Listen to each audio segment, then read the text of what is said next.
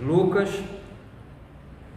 18, de 1 a 8, a importância de perseverarmos na oração. E contou-lhes também uma parábola sobre o dever de orar sempre e nunca desfalecer, dizendo: havia numa cidade um certo juiz que nem a Deus temia, nem respeitava o homem. Havia também naquela cidade uma certa viúva, ia ter com ele, dizendo: faz-me justiça contra o meu adversário.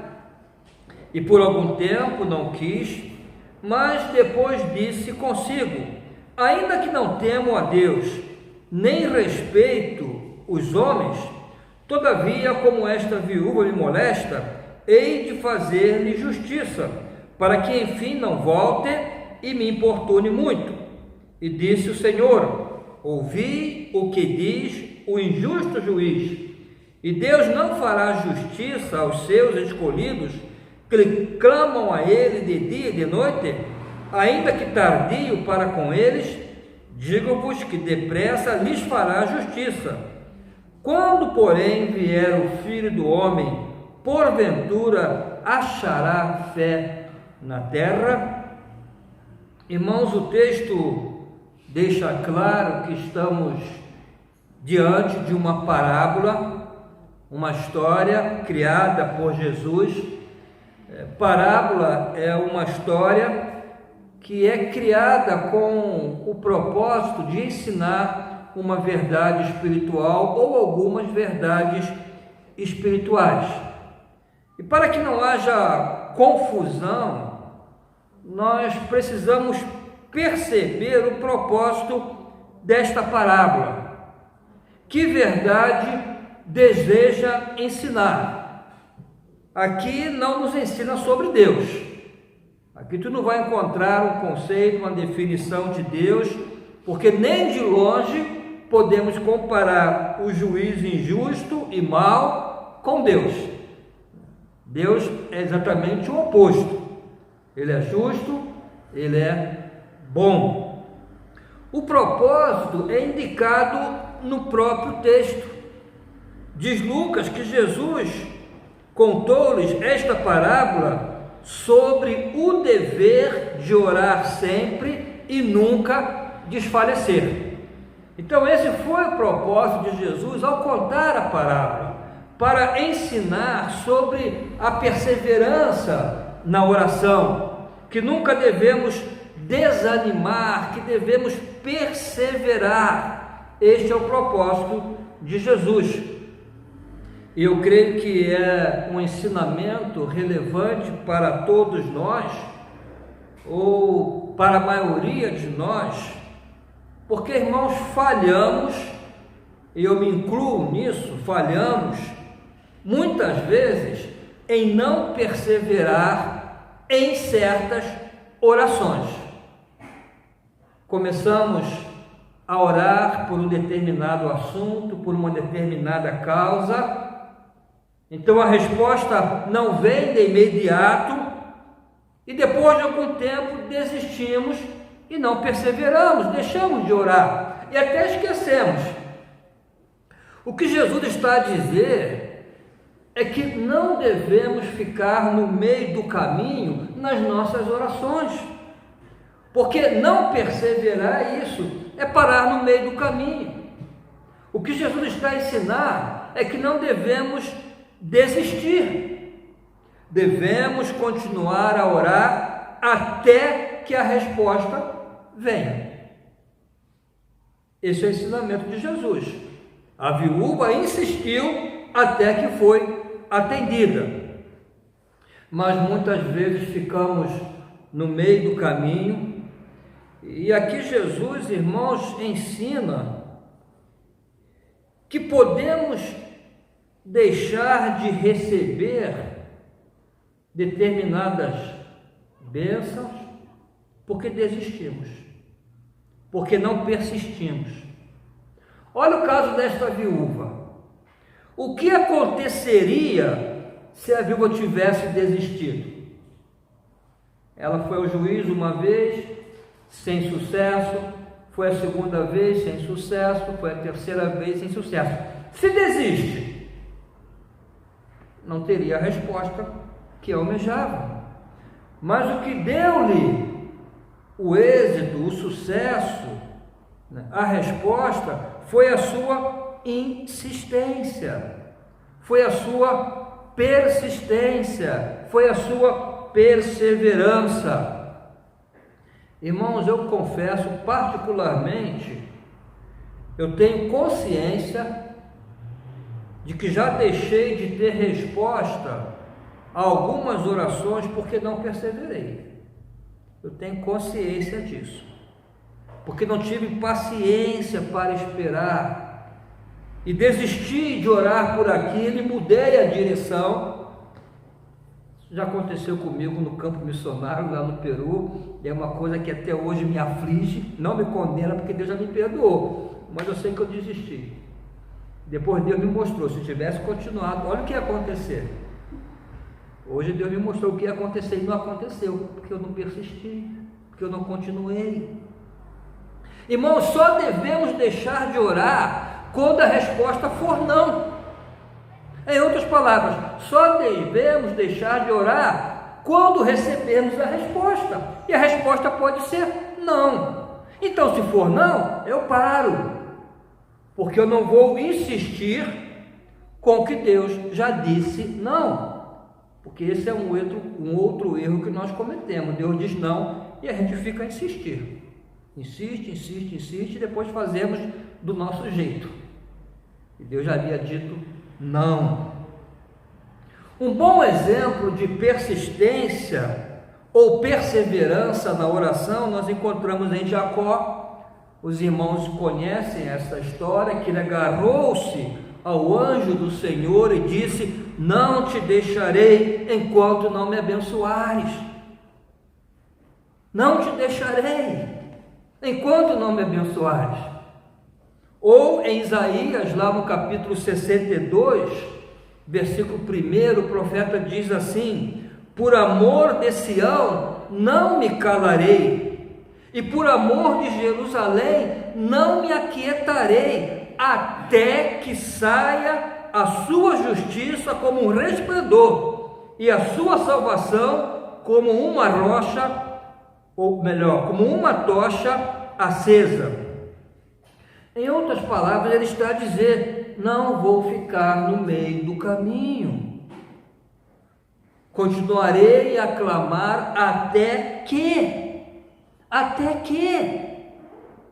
E neste mesmo texto, no versículo 6 e 7, o profeta convoca intercessores para que perseverem em oração a Deus por Jerusalém. Ele diz assim: ó vós, os que fazeis lembrar ao Senhor, não haja descanso em vós, nem deis a ele descanso, até que confirme e até que ponha a Jerusalém por louvor na terra. É interessante observar os termos que ele usa aqui. Não haja descanso em vós, nem deis a ele descanso, até que. Então devemos orar, irmãos, até que. Até quando, pastor? Até que. Até que a sua oração seja respondida. E um bom exercício para nós seria pensar em coisas pelas quais já oramos e deixamos de orar sem que tenhamos recebido uma resposta do Senhor. Ficamos no meio do caminho. Os irmãos conseguem lembrar de alguma coisa que os irmãos já oraram e desistiram? Sem que tenham recebido uma resposta do Senhor? Sem que Deus tenha dito pelo menos que espera, ou não? Mas os irmãos desistiram. Eu creio que é um bom exercício pensar nisso. Deus já te respondeu que não? Então, por que paraste de orar por isso ou por aquilo? Há um tempo atrás eu comecei a orar pela salvação de uma pessoa. Mas hoje, quando eu estava a pensar nesse texto, eu lembrei que já tem um bom tempo que eu já não oro mais. Deus já respondeu? Não. Deus me disse não, que não quer salvar a pessoa? Não. Mas eu parei. E decidi hoje voltar a orar até aqui. Então deves continuar a orar até aqui. E nesta parábola Jesus ensina que vale a pena persistir. Ele diz: observem, a perseverança desta senhora, desta viúva, funcionou com esse juiz mau, com esse juiz injusto. Agora imagina com Deus, que é bom e justo. Ouvi o que diz o injusto juiz, e Deus não fará justiça aos seus escolhidos, que clamam a Ele de dia e de noite, ainda que tardio para com eles. Digo-vos que depressa lhes fará justiça. Se até um juiz injusto, um juiz mau, atendeu por causa da insistência da viúva, muito mais Deus, que é justo e que é bom. Mas Jesus também ensina que Deus tem o seu tempo. E esse é o nosso problema. O tempo de Deus nem sempre é o nosso tempo, e na maioria das vezes não é, mas sempre é o tempo exato. Observe o que Jesus diz aqui, irmãos. Ele fala: e Deus não fará justiça aos seus escolhidos, que clamam a Ele de dia e de noite, ainda que tardio para com eles. Digo-vos que depressa lhes fará justiça. Aqui parece haver uma contradição entre dois termos. Primeiro, Jesus fala: fará justiça ainda que tardio para com eles. E logo em seguida diz: depressa lhes fará justiça. É tardio ou é depressa? A chave está no complemento. Jesus diz: tardio para com eles. É tardio no tempo deles, tardio no tempo do homem. No nosso tempo pode parecer demorar, que Deus se tarda, que Deus demora, mas Deus tem o seu tempo. E quando o tempo de Deus chega, depressa nos responde. Porque o tempo de Deus, irmãos, é o tempo exato, é o tempo oportuno. Então precisamos esperar com paciência, entender que Deus tem o seu tempo e que é o melhor, é o tempo exato, é o tempo oportuno. Por isso que entre o tempo do início da nossa oração e o tempo da resposta de Deus, que pode ser 1 hora, 2 horas, 24 horas, pode ser 1 ano, 10 anos. A mãe de John Wesley orou 30 anos pela conversão dele. Pode ser. Mas entre o tempo do início da minha oração até a resposta de Deus, tem que haver a perseverança. Eu não posso ficar no meio do caminho. Até porque, irmãos, a perseverança indica o tamanho da nossa fé. E a fé, ainda que pequena, como eu preguei no domingo passado, ela tem um poder tremendo. E a fé, ela é imprescindível para termos as nossas orações respondidas. Tiago diz isso: não pense o homem que crê ou que não crê, não pense ele que vai receber alguma coisa de Deus. Sem fé é impossível agradar a Deus. A perseverança mostra a nossa fé, mostra a nossa confiança no cuidado, no amor, no interesse de Deus por nós. E Jesus conclui, eu vou concluir com isso, ele conclui essa parábola com uma declaração alarmante. Algo alarmante.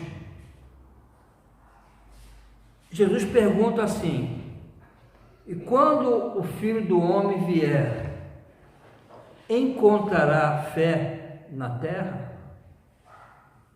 Será que vai encontrar fé na terra? O que Jesus está a dizer aqui é o seguinte, irmãos, que a oração é a manifestação da fé, é a expressão da fé. O que ele está a dizer aqui é que à medida em que se aproxima o fim, à medida em que se aproxima a segunda vinda de Jesus, haverá menos oração.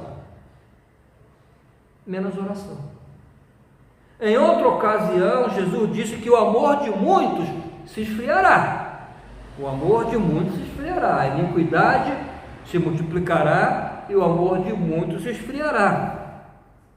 E aqui ele diz que a oração vai diminuir também. A verdade é que o coração de muitos estará tão frio, os crentes estarão tão envolvidos com a vida desse mundo, com prazeres, com as distrações, com as atrações, também com as ocupações, que haverá menos oração, menos igrejas que oram, menos pastores e líderes que oram, menos crentes que oram. E eu não tenho dúvida de que já estamos nesse tempo. Estamos a viver essa crise de falta de oração. De falta de oração. A segunda vinda de Jesus está cada vez mais próxima e cada vez mais os crentes oram menos. Cada vez mais.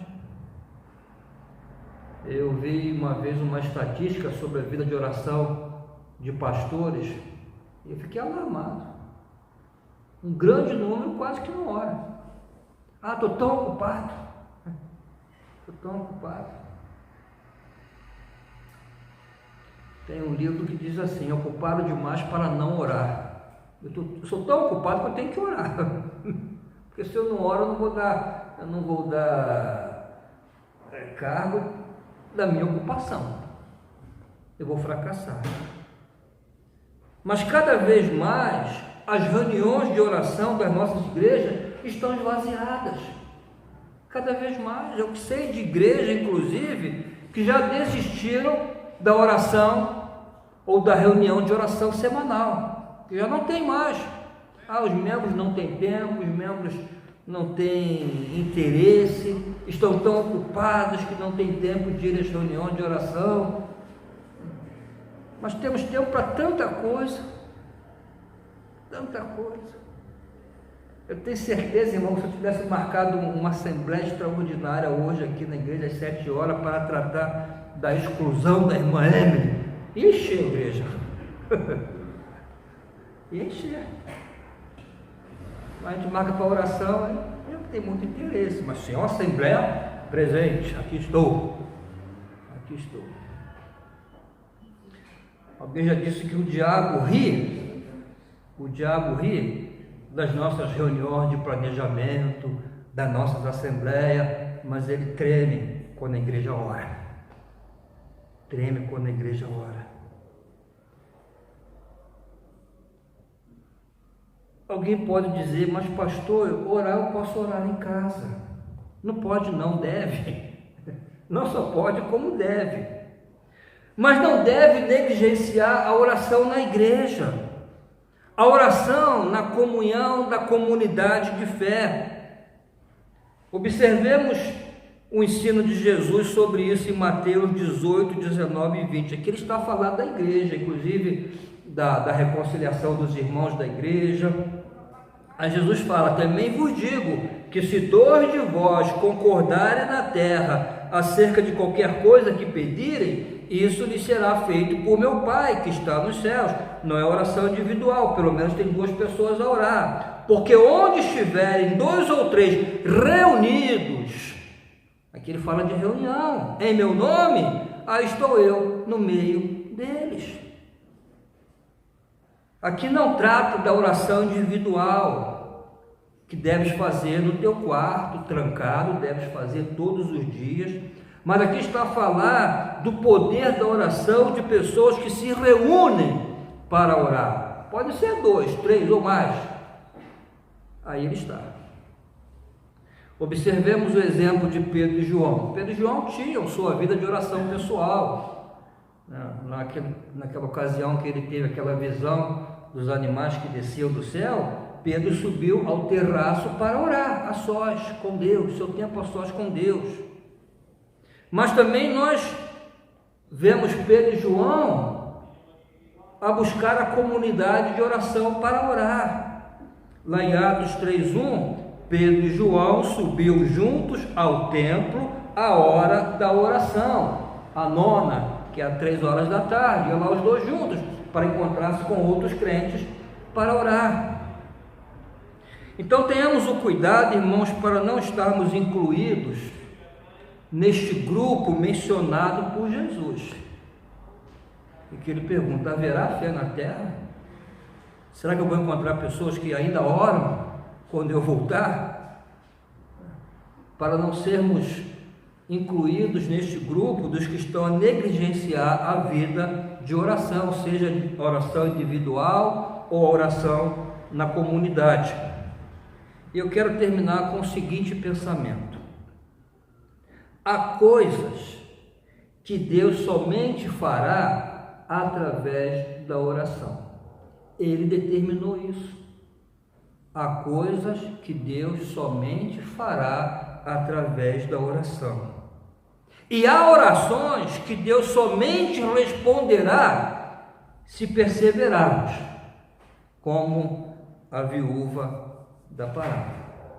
Então que Deus nos ajude, irmãos, a não estar nesse grupo aí de que quando Jesus vier, não ora, mas que Deus possa ajudar-nos a termos uma vida de oração saudável, e saber perseverar nas nossas orações. Amém?